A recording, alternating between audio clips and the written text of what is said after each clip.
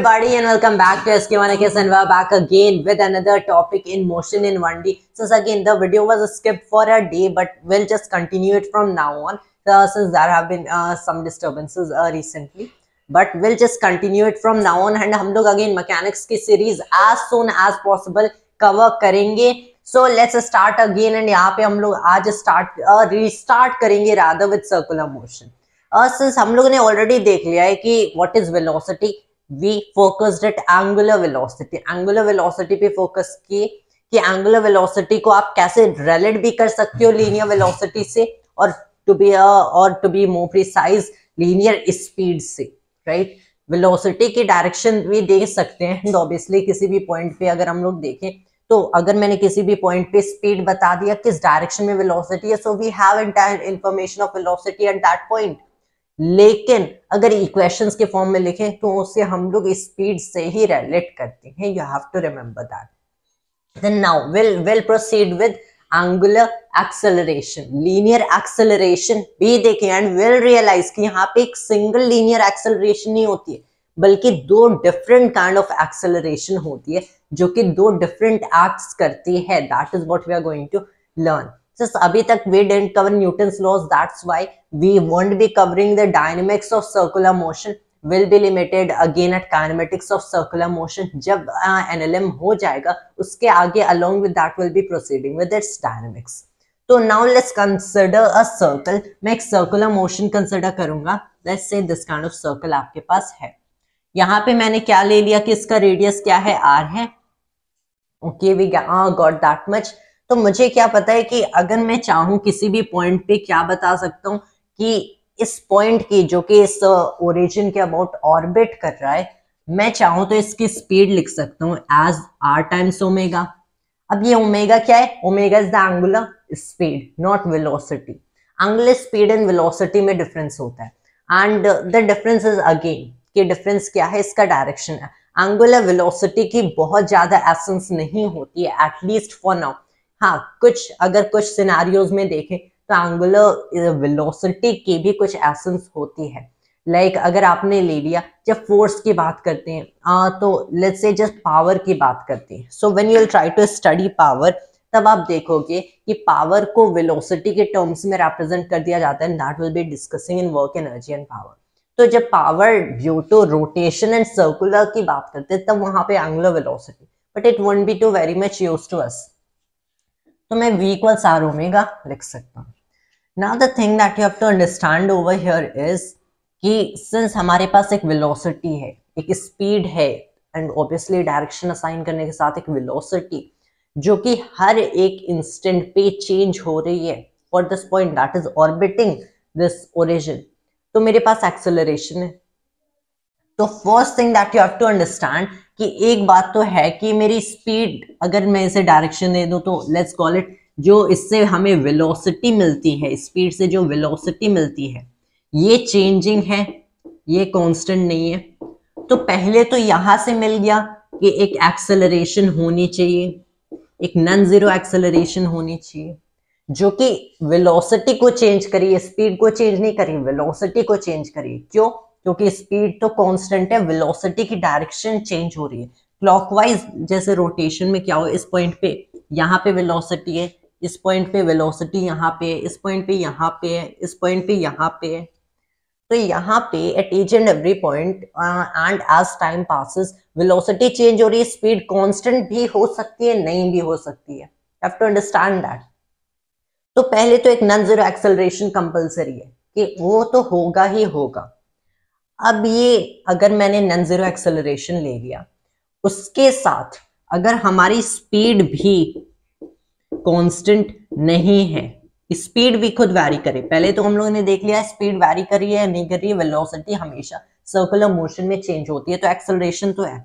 तो इस स्पीड की वजह से एक अलग different, let's call it, let's say vector A dash, उसकी वजह से एक एक्सेलरेशन बन सकता है अगर स्पीड चेंज करिए, जो कि एक जनरल केस में हो सकता है. Because we have to consider more of a general case rather than a special.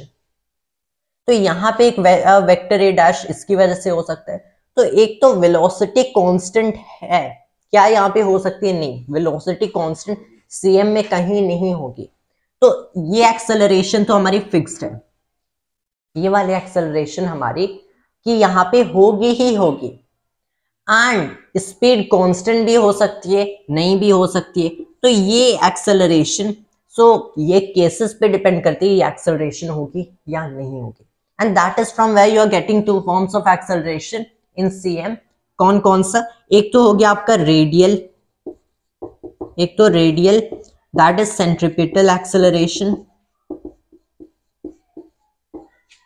एक तो आपका radial that is centripetal acceleration हो गया। I tell you what this is actually. दूसरा जो एक्सेलरेशन होता है ये होता है हमारा टैंजेंशियल एक्सेलरेशन। ये जो रेडियल जिसे सेंट्रीपिटल एक्सेलरेशन भी कहते हैं, ये जो एक्सेलरेशन होगा, this is the acceleration that will always cause a change in the direction of velocity.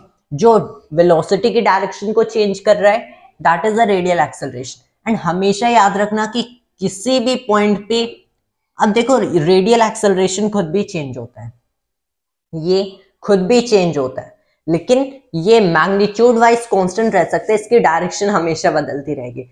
तो यहाँ पे रेडियल एक्सेलरेशन जो कि वेलोसिटी की डायरेक्शन को चेंज कर रहा है, this is such an acceleration, this is such an acceleration कि ये वेलोसिटी के साथ खुद भी चेंज होता रहता है। And at each and every point ये कहां पे होगा?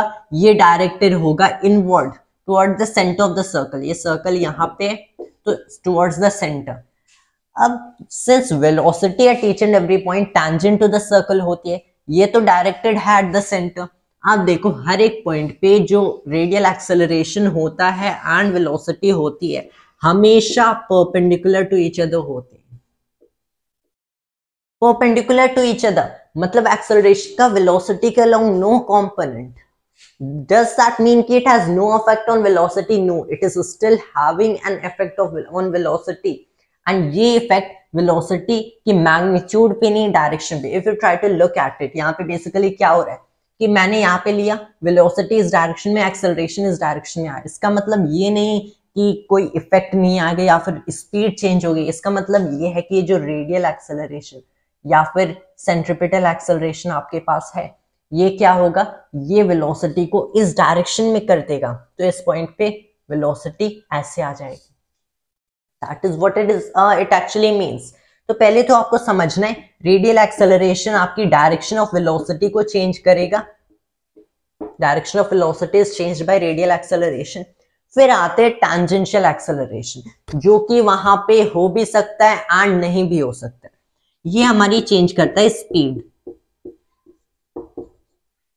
अब स्पीड कांस्टेंट भी हो सकती है as in uniform circular motion, non constant भी हो सकती है, वैरी कर सकती है as in a non uniform circular motion.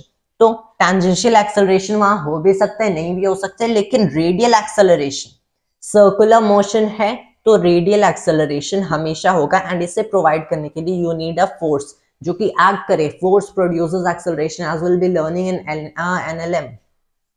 यहाँ पे radial centripetal acceleration direction of velocity change करता है, टैंजेंशियल एक्सेलरेशन स्पीड चेंज करता है।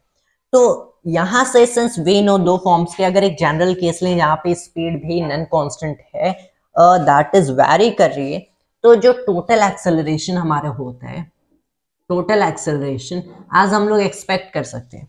देखो सिंस रेडियल हमेशा, रेडियल क्या है? Radial is always towards the center, that's why it's a centripetal acceleration भी कहते हैं।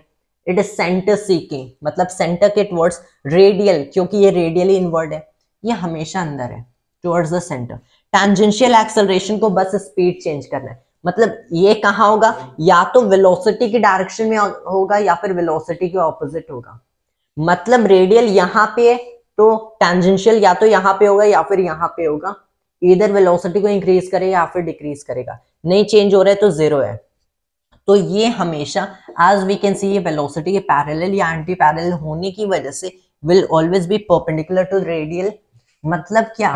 एक वंस स्क्वायर रूट सीधे सीधे that is radial squared plus tangential squared. The total acceleration किसी भी सर्कुलर मोशन में दिस मच। अब इनको हमें समझना है कि हाउ विल एक्चुअली फाइंड कि रेडियल या फिर टेंजेंशियल एक्सेलरेशन क्या होता है। So first thing, first thing हम लोग टैंजेंशियल से देखते हैं कैसे स्पीड चेंज होती है। अगर टैंजेंशियल एक्सेलरेशन देखो, यहाँ पे इसे सिर्फ स्पीड के लिए डिफाइन कर रहे हैं, नॉट ओवरऑल। ये हमारा टोटल एक्सेलरेशन होगा which is d vector v over d t, right. Total acceleration magnitude wise बात हो रही। यहाँ पे टैंजेंशियल सिर्फ स्पीड के लिए, तो क्या मैं इसे rate of change of speed with respect to time बोल सकता हूँ? I can say no. Again ये थोड़ा स्ट्रेंज हो जा रहे, rate of change of speed जो कि एक एक्सेलरेशन के लिए डिफाइन कर रहे, लेकिन टोटल एक्सेलरेशन तो ये है, rate of change of velocity तो ये है। मैं चाहूं टैंजेंशियल एक्सेलरेशन को rate of change of speed लिख सकता हूं। Remember when I write vector a, so that is d vector v over dt, मतलब rate of change of velocity with respect to time, rate of change of speed with respect to time मैंने tangential acceleration बोला क्योंकि यही हमारी speed को change कर रही है। अब अगर मैं यहाँ पे देखूं तो tangential acceleration एक मिल गया, ये वाला टर्म तो dv over dt ही है, where v is the speed rather than velocity। ये velocity नहीं है, it is not velocity, it is the speed, always remember that। अब सिंस यहाँ पे dv ओवर dt है, मैं v को r ओमेगा लिख सकता हूँ। सर्कुलर हो रहा है तो r तो कांस्टेंट ही होगा। मतलब अगर मैं चाहूं तो मैं क्या कर सकता हूं कि tangential acceleration is d over dt of r omega. r को अगेन बाहर ले लिए, d over dt of omega हो गया। अब यहाँ पे आ रही है rate of change of angular speed with respect to time, and what is that? अब rate of change of angular speed with respect to time एक एंगुलर वेरिएबल होगा of acceleration, you can see that. मतलब this is r times alpha. यहाँ पे alpha को हम लोग define करते हैं as angular acceleration. Alpha is basically in the angular analog of linear acceleration. यहाँ पे टैंजेंशियल एक्सेलरेशन क्या हो गया? r टाइम्स अल्फा हो गया। ये हम लोगों ने एक लीनियर क्वांटिटी को एंगुलर क्वांटिटी से रिलेट कर लिया। रिमेंबर कि alpha, it is in fact better to say कि अल्फा टैंजेंशियल एक्सेलरेशन की एंगुलर एनालॉग है। It is in fact better to say, क्योंकि अगर मैं ऐसा लिख देता जैसे मैंने स्पीड के लिए लिखा है, speed equals r times omega, this arc length equals r times delta theta, तो मैं वैसे ही सीधे एक्सेलरेशन के लिए नहीं लिख सकता r टाइम्स एंगुलर एक्सेलरेशन। ऐसा नहीं लिख सकते। व्हाई? क्योंकि angular acceleration only accounts again for the change in angular speed, so that is related to a linear speed rather than linear velocity. मतलब अल्फा को मैं एक्सेलरेशन कंप्लीट एक्सेलरेशन से relate नहीं करूंगा, तो आर अल्फा आप acceleration नहीं बोलोगे, r alpha is tangential acceleration. ये बहुत ही इंपॉर्टेंट पॉइंट है टू नोट कि एंगुलर एक्सेलरेशन को आप एक्सेलरेशन से नहीं बल्कि टैंजेंशियल एक्सेलरेशन से यहाँ पे रिलेट करोगे। अब एक और एक्सेलरेशन बन जाता है, तो टैंजेंशियल एक्सेलरेशन क्या हो गया? r times angular acceleration. एक क्वांटिटी मिल गई, रेडियन पर सेकंड स्क्वायर यूनिट है, t पर -2 डायमेंशंस है। फिर आता है हमारा again radial acceleration. What is this? Tangential तो हो गया, रेडियल क्या होगा? अब रेडियल स्पीड के टर्म्स में अगेन डिफाइंड होता है। Now I will show you how. For a moment मान लेते हैं हमारा मोशन है यूसीएम है, यूनिफॉर्म सर्कुलर मोशन। मतलब यहाँ पे स्पीड कांस्टेंट है, सिर्फ वेलोसिटी चेंज हो रही है। तो अगर मैंने ये ओरिजिन ओ मान लिया, तो इस इंस्टेंट पे बेसिकली यहाँ पे अगर मैं देखूं, दिस इज आर, ये भी हमारा आर हो गया, कुछ आर्क लेंथ कवर किया, टैंजेंशियल है, you can see from here tangential है। Velocity, this is vector v1 at some point 1, यहाँ पे कोई दूसरा पॉइंट 2 है, अगेन वेलोसिटी टैंजेंशियल है, तो ये वेक्टर v2 ये मिल गया। उसके अलावा अगर आप देखो तो ये बेसिकली हमारा आर्क लेंथ है, if you are seeing from here, इसको मैंने क्या ले लिया? डेल्टा एस ले लिया, इसको मैंने डेल्टा एस ले लिया। टाइम डेल्टा टी टाइम में वेलोसिटी वेक्टर v1 से वेक्टर v2 चेंज हो रही है, मतलब ये डेल्टा एस अमाउंट में ट्रैवल कर रहा है ये पार्टिकल। तो अगर फॉर अ मोमेंट हम लोग मान लेते हैं कि टैंजेंशियल एक्सेलरेशन 0 है, मतलब स्पीड कांस्टेंट है, not velocity, again speed constant है। इसका मतलब क्या? इसका मतलब मैं कुछ ऐसा कर सकता हूं कि बेसिकली यहाँ पे हमारे पास डेल्टा एस है, ये एंगल में अगर थीटा ले लूं, और in fact it would be better to consider some other angle, तो यहाँ पे थीटा हम लोग एंगुलर पोजीशन ले रहे हैं, तो मैं क्या लूंगा? ये एंगल में ले लेता हूं as let's call it phi. Five. तो अगर हम लोग बेसिकली फोकस करें, मैंने एक ट्राइंगल बना दिया with velocity and changes in it, कि ये वेक्टर v1 है, ये वेक्टर v2 है। तो यहाँ पे अगर बेसिकली फोकस करें, this is vector v1, this is vector v2, ये वेक्टर v1 प्लस v2 का सम होगा। सो इफ आई कंसिडर ये वेक्टर v1 मैंने इधर ले लिया एंड v2 को मैंने थोड़ा इस साइड प्लेस कर दिया, अगेन ये इक्वल इन लेंथ है क्योंकि स्पीड सेम है, लेंथ इक्वल होगी, तब ये वाली जो हमारी वेक्टर होगी ये क्या है, this is the delta vector v, मतलब वेलोसिटी, स्पीड में नहीं, वेलोसिटी में कितना चेंज है, एंड यहाँ पे भी वही एंगल फाई बन रहा है। Look at it, this is just the same angle phi, this is change in velocity vector. दोनों की लेंथ से इक्वल है, क्यों इक्वल है, क्योंकि ये भी उतने ही स्पीड से है, ये भी उतने ही स्पीड से। चेंज क्यों आए, क्योंकि ये इस साइड में है, ये इस साइड में है, कुछ एंगल फाई बना रहे हैं। तो अगर आप बेसिकली यहाँ पे देखो कि ये डेल्टा एस है, ये आर एंड आर, ये एंगल फाई, ये angle phi, these triangles are similar, these triangles are actually similar. ये जो दो ट्राइंगल्स हैं, इसको भी मैंने बहुत ही छोटे लेंथ का मान लिया कि डेल्टा एस छोटा है, इनफ है कि जो हमारी आर्क लेंथ है, ये हमारी आर्क लेंथ है जो कि एक्चुअल में एक आर्क के फॉर्म में है, मैंने छोटा इनफ मान लिया कि you can consider it just a straight line. तो delta S is just very small. इसे अभी हम लोग एक पॉइंट पे लाएंगे, तब यहाँ पे अगर आप देखो रेशियो ऑफ साइड्स इनफ होंगे, सॉरी सेम होंगे। दिस इज जस्ट यहाँ पे हम लोगों ने बेसिक मैथ्स कर रहे हैं जो कि हम लोग 9th-10th क्लास में पढ़ते हैं। तो ratio of these sides equal होंगे, तो मैंने इसका इससे ले लिया। Again I will be considering magnitudes, तो mod of delta vector v over mod of vector v1, जैसे मैं v1 ले रहा हूँ, इक्वल्स ये क्या हुआ, अब इसे हम लोग कर सकते हैं delta s over r, just very simple maths.